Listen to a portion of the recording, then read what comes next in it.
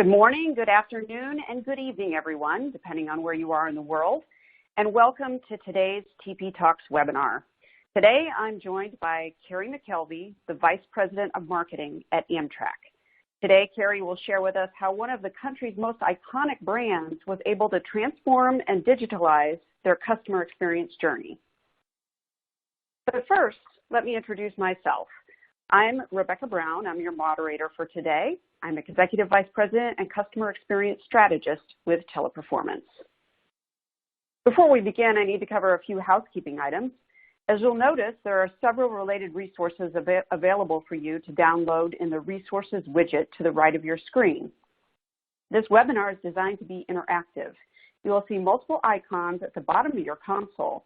If you have any questions, as we'd love for you to interact with us, please submit your questions in the Q&A window on the left of your screen. Do this anytime during this conversation, and we will address them during our designated Q&A session toward the end. And should you have any technical issues, please click on the Help widget. It's the box that looks like a question mark. And finally, if you would like to reach us, please use the email widget. I'll be introducing Carrie in a few moments, but first, for any of you who are newcomers, what is TP Talks? As curators of the customer experience, we are pleased to bring you this series of webinars. TP Talks is packaged into 30-minute bite-sized webinar segments and designed to help you as curators of customer experience at your respective companies, to help you learn from best practices, big trends, innovations, and real-world success stories from people like yourselves. Teleperformance has worked diligently with our clients to curate this content for you, and there are several of these available on demand.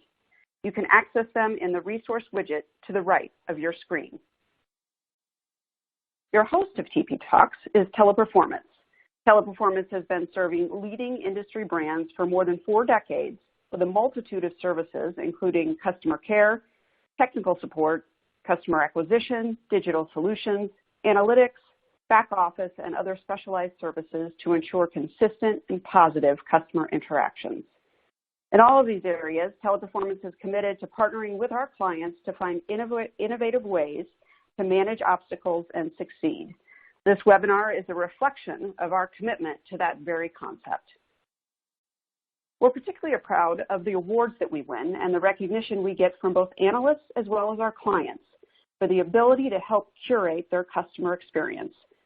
Making a palpable difference for our clients' brands is a manifestation of our mission. Now on to our featured guest. Carrie McKelvey is an accomplished Fortune 50 marketing executive with 20-plus years of VP and C-level experience. He joined Amtrak in 2017 to oversee several areas, including brand management, advertising, digital marketing, the Guest Rewards loyalty program, customer relations, reservation centers, social media, e-commerce, and international marketing and distribution. In his previous role as Regional VP of Marketing and Sales for Comcast Cable, he led the company's largest of 16 regions with $5 billion in annual revenue and 2.4 million customers. So without further ado, I give you Carrie McKelvey. Thank you, Rebecca, and thanks everyone for joining us. Let me start off with a brief overview of Amtrak. Amtrak was created by Congress in 1970 to take over the majority of the intercity passenger rail services previously operated by private railroad companies in the United States. We're not a government agency, but we're a federally chartered corporation with the federal government as our majority stockholder.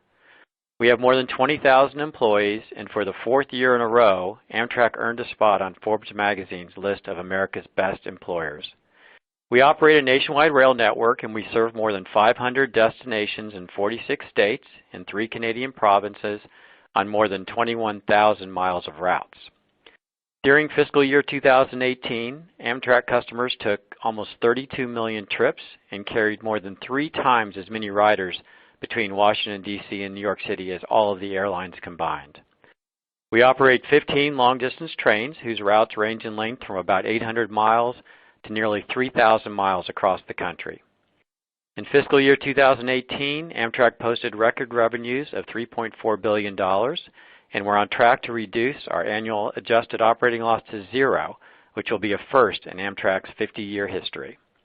We are the only nation's high-speed intercity passenger rail provider, and we operate at speeds up to about 150 miles per hour, but we're going to have all new Acela trains beginning in 2021, and we'll be able to go up to about 160 miles per hour. You can see a preview of our new Acela train on this slide in the background. We're very excited about it. So let me move into Amtrak's digital journey and some of our lessons learned. Our digital journey really started with our customers' migration from traditional customer service channels, which are call center, station agents, or travel agents, to self-service channels including our Amtrak.com, our mobile app, kiosks, and B2B booking tools. Back in 2004, about 61% of our customers used traditional customer service channels, but by this year, in 2019, that number has dropped to 16%. And nearly 70% of our customers are booking through Amtrak's mobile app and our website. Our mobile app was launched in 2012 and has grown to nearly 17% share of book ticket revenue. And in FY19, we've adopted a mobile-first strategy for all of our e-commerce development. Now, through our digital journey, we've discovered that we're talking to an entirely new generation of customers that expect us to engage with them using their preferred technology versus them adapting to our traditional methods. And to continue to grow our ridership, we've really begun focusing on millennials, and we've targeted some key segments including professionals, experience seekers, and family travelers. We've learned that our new millennial customers turn to their mobile devices when researching travel options 3 times as often as they consult with their friends or family, and about 4.5 times as often as they turn to any offline resources. We've also learned that our millennial customers would prefer to engage with us via social media, text, or chat versus any of our traditional call center phone calls or with our station agents. So, Carrie, you have made some major changes. I'm curious to learn from you, what has been the feedback from your customers and how have these changes impacted your CSAT, particularly among millennials? Well, we perform our customer satisfaction surveys on a monthly basis, and we have a short form and then we get in depth. And not surprisingly, probably one of the biggest drivers of CSAT for our millennial customers is Wi-Fi on our trains and our stations, and especially on our trains. And that doesn't surprise any of us, and so there's been significant effort to continue to improve the reliability and consistency and speed of Wi-Fi on all of our trains. We also have seen a driver being their millennials' ability to get information about train delays through their mobile devices or through social media channels, and we've set up social media teams to send out tweets whenever there's a delay or a cancellation, which they much appreciate. Also, not surprisingly, millennials as well as everyone else, there's nothing that drives satisfaction more than clean restrooms on the trains, and that will never change. And then we have offered some new fares to millennials that has really made a difference. We find that many millennials like to travel together. The automobile has been, one of our biggest competitors, and so we've introduced a share fare program where if 4 up to 6 millennials will travel together, they can get larger and larger discounts depending on how many book a ticket together. So that's been, a big factor in growing satisfaction. And Carrie, I'm also curious, with the increase in the number of channels and the various ways that you are now interacting with your customers, it's got to be quite a challenge to ensure consistency. So how do you ensure consistency in your message across those channels, as well as making sure that you're meeting your customer expectations, both for millennials as well as across all generations? And that's a great question. And we've been engaged for about a year now on a major omni-channel project. And this project will integrate all of our channels. It will provide a common user interface, provide the customer with cross-platform integration, and all of our customers will have access to all fares available, discounts, ancillary products, and information regardless of whether they choose to book online, use our mobile app, call a service representative, speak to a station agent in person, or engage with us in social media or a virtual assistant. Got it. Thank you, Carrie. And let's back up for a minute and talk about how you developed this digital journey plan in the first place. Can you talk about how you used analytics to help you identify really what your customers were looking for? Sure. In order for us to continue to develop our self-service functionality, one of the things we did is we worked with Teleperformance and their TP client tool to have agents enter a disposition at the end of their calls. In over 1 month and about 25,000 dispositions, we learned the key drivers of phone calls and developed recommendations to improve and enhance our self-service channels. Now, we found that about 40% of our calls were made to update or change a reservation, or just to confirm a reservation, or just get some general price or discount inquiry.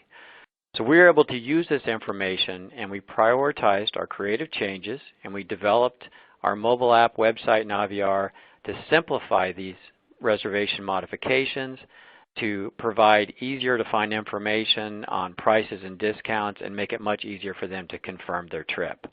And with these changes and other self-service enhancements, we're seeing an annual reduction in call volume of about 6 to 8%. Those are phenomenal numbers, Carrie.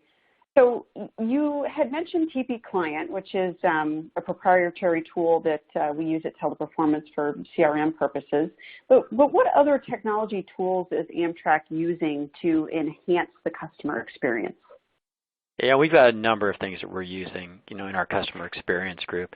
In addition to TP Client, we use Adobe Analytics for real-time data associated with our customer behavior, with ridership, with loyalty engagement. And as we integrate all of our digital channels with the omnichannel project I just discussed, we'll have a greater ability to target, upsell, and engage our customers in a much more personalized manner. We're putting a lot of effort next year into personalization. We also conduct customer usability testing, and we use tools by Sketch and Envision, and these tools provide us the ability to generate wireframes for our concept designs and generate digital prototypes for testing and qualitative research. We also use Social Studio, and with our social media team, we conduct social listening. We draw data from our social channels, and we'll crawl the web and determine customer sentiment after we launch a new web release or a new mobile app release. And then on our customer relations team, we use Salesforce, and we capture customer inquiries, and we monitor our responsiveness and the effectiveness in resolving our customer issues and making sure that we improve the customer experience. Carrie, I understand that you also have somewhat recently implemented an intelligent virtual assistant. And I'm sure our audience would be curious to hear about that, as well as hear about how has it reduced your call volume as well as your AHT. Absolutely. We are very happy with our assistant, Julie. We call her Ask Julie. She does a great job for us. And she is our virtual assistant, and she's a chat bot with AI capabilities, and she provides our visitors to our website access to online self-service. She answers questions about train schedules, fares, train status, and allows our customers to book train tickets. And Julie has increased our booking rate by about 25%, and we've seen just this year a 65% year-over-year increase in revenue generated through Julie. We've also seen a reduction of over 20% in those contact us escalations to our call center from our website where people are confused. Julie does much to take care of the questions right then and there and not have the customer have to pick up a phone and call somebody to answer a question. Each year, Julie handles about 20 million calls, answers on average about 5 million questions, and saves us about $1 million a year in customer service expenses. Wow, that is impressive. So, Terry, you've made some drastic impacts at Amtrak within a short period of time. Can you talk a little bit about where you go from here? What does the future of customer service look like at Amtrak? Yeah, absolutely. And, our customer service roadmap includes, what I discussed, our major omnichannel effort, which is a big part of our roadmap. As I said before, this will provide us a modern and consistent digital experience for our customers. And then we are certainly continuing with our mobile-first strategy, above and beyond, continuing every month to provide enhancements and updates to our mobile app. We're going to continue to develop our text and chat capabilities as well as push notifications through our mobile app. And then right now, Amtrak is receiving between 7,000 and 10,000 interactions a week via our social media channels. And we're going to continue to grow our social media engagement resources to make sure that we handle all of these interactions, and I'm sure they'll continue to grow. And then development, we're very excited about, is nearly complete to add train status information to Amazon Alexa, and we're soon going to expand that capability to Siri and other virtual assistants. So we're moving down that direction as well.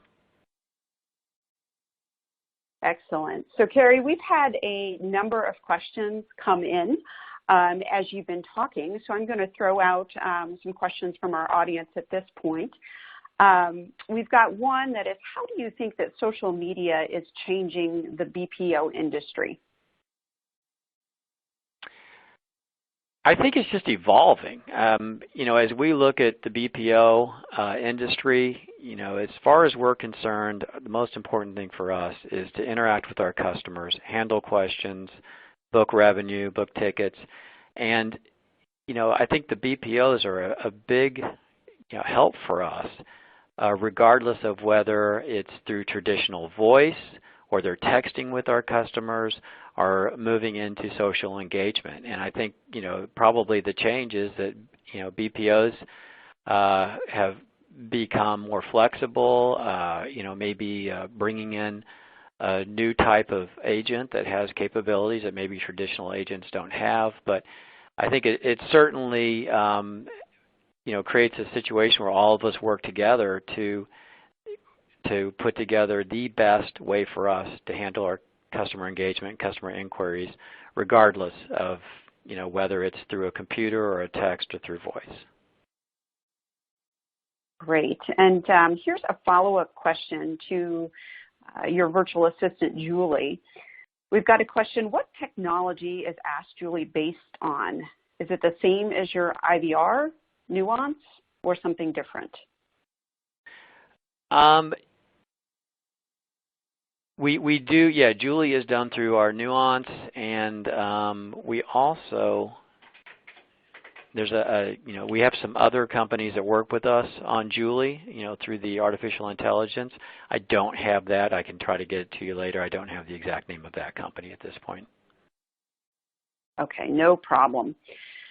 And here's another one. We've got someone asking about chat. How do you use it today, and what plans do you have for how you may use chat in the future? We are just beginning to get into chat. We are starting with text. A lot of our customers, we send out information on an automatic call notification and texting, and at this point we have not had the capability to receive text back from them and interact. So we're going to begin with text, and then very soon, before the end of the year, we're going to add the chat capability to our website, and we're very excited about that. And we feel like that will also be a game changer in giving more functionality to the website and to our customers, and for those that do not want to call us, to have that chat capability directly on the site. So we're just getting into it and very excited about the launch of that. Excellent. I'm curious, Carrie, we had another question come in about your customer demographics. You think of Amtrak as such a traditional brand, but yet you're attracting a lot of millennials now with all these changes. So can you talk a little bit about how your customer demographic has changed since over the last couple of years since going down this digital journey? Yeah, and we do have a number of different products, and I think if you look at the different product lines that we do have our long-distance trains that I talked about earlier, and that typically does skew to an older demographic. But along the East Coast corridor between Washington and Boston, and certainly we have state partner trains throughout the country, we're definitely seeing our demographic skewing younger and younger on those trains, on some of those short-haul trains.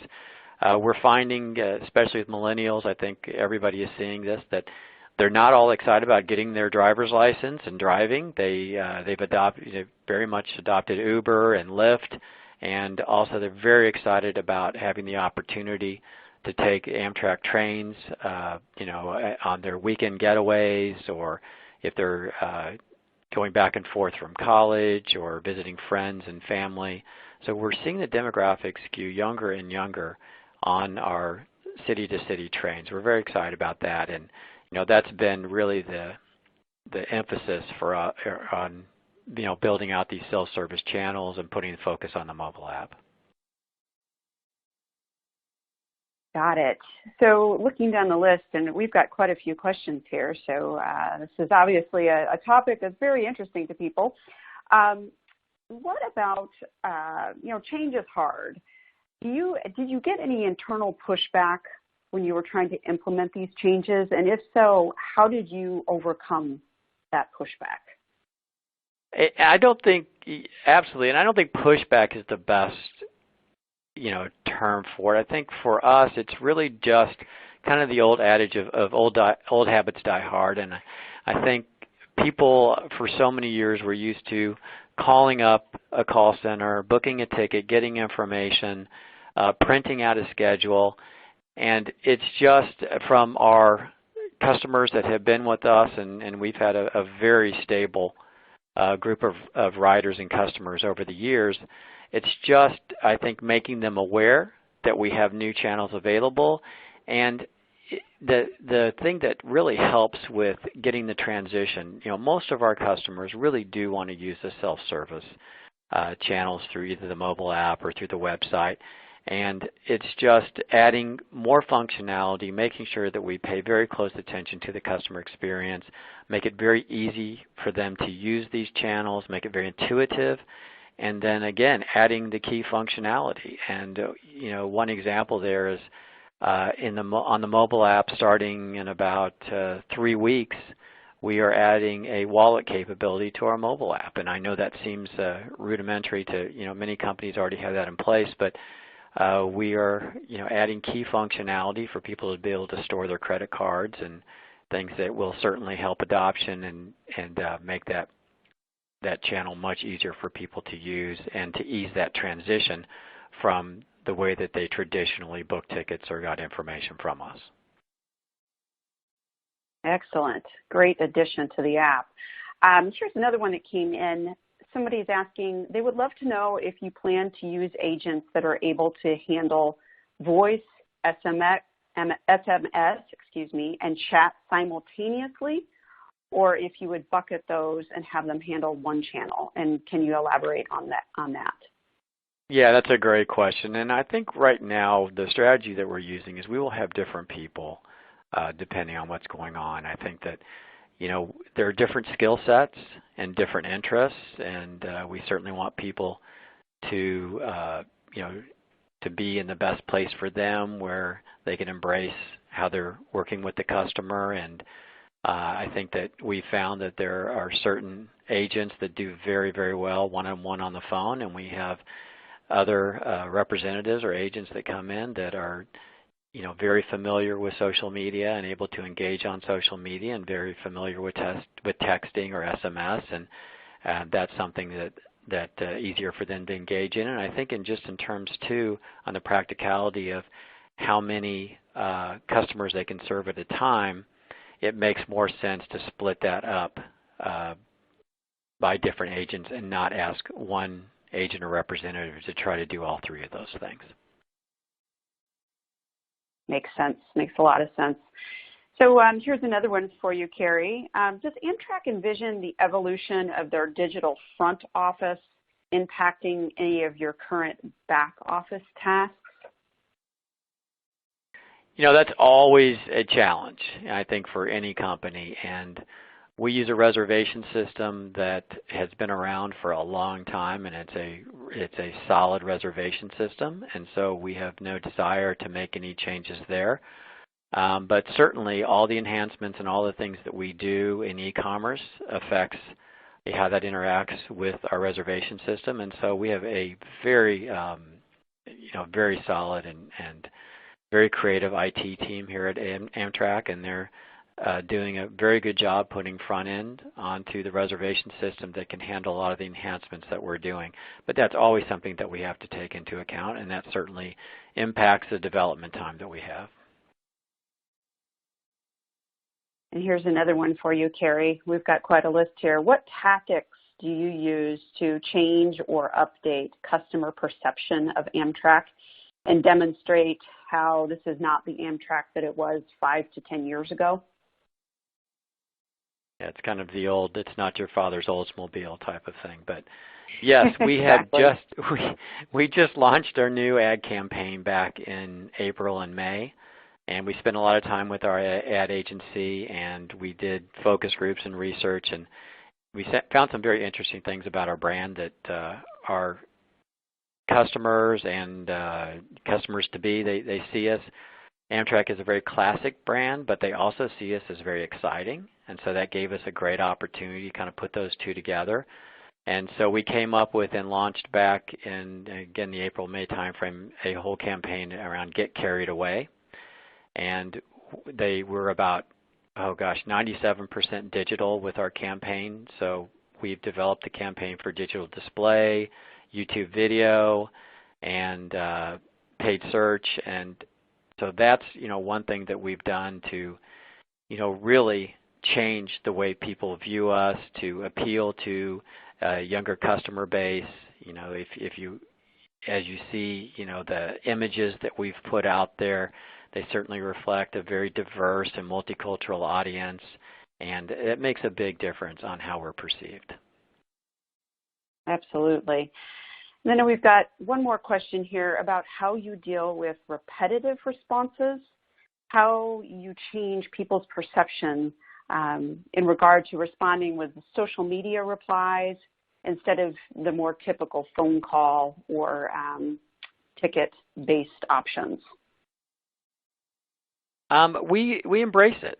That's the way the world is going, and as I discussed earlier, we're seeing 10,000 a week of engagement opportunities and people who want to speak to us or make comments or talk to us through social media, and I see that as a great opportunity for us to connect to different audiences, to different customers, to get more people on the train that maybe didn't consider Amtrak before or put us in their choice set. And so we absolutely embrace it. We're going to, again, expand our resources to engage with as many customers as possible, through social media channels, through Twitter, through Instagram.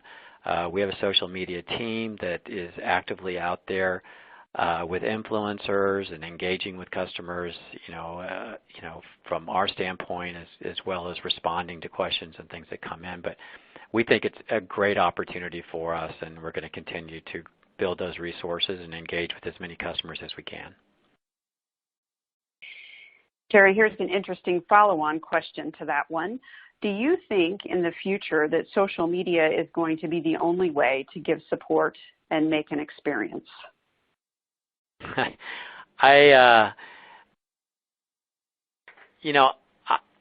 I think for the next few years, that is where everything is moving, and we're putting a lot of our effort and emphasis there. But I'm also intrigued by the virtual assistants, and I think that there's other things that are coming up, and it's hard to predict. Technology is changing so quickly, and people's preferences are changing so quickly. I think we need to continue to be very nimble, keep our eyes open. Right now, it certainly appears that everything is moving to social media, but I think we all know how quickly that can change. So we will certainly embrace social media right now, do all we can to engage, but never, take our eye off the ball and continue to see what's the next, engagement that comes up that maybe we haven't thought about that we need to prepare ourselves for. I think we've got time for about one more question. We've got one here about video kiosks. Does Amtrak have any plans to deploy video kiosks in your stations?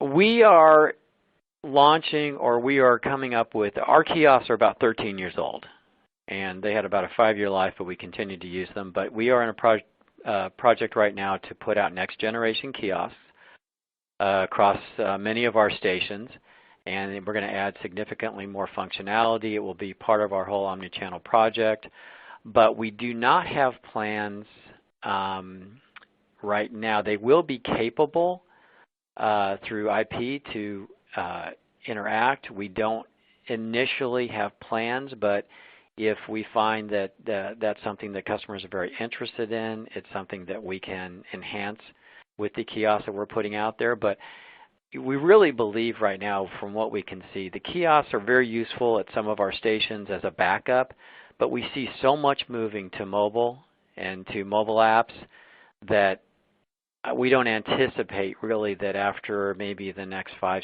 years that we'll even need kiosks. We see everything moving to mobile, but it is a good option for us right now as more and more people become familiar with mobile and migrate to a mobile app. So we will launch the new kiosk, and we will evaluate based on what customers tell us. If they tell us that we'd like to be able to interact via video on the kiosk, then that capability can be added.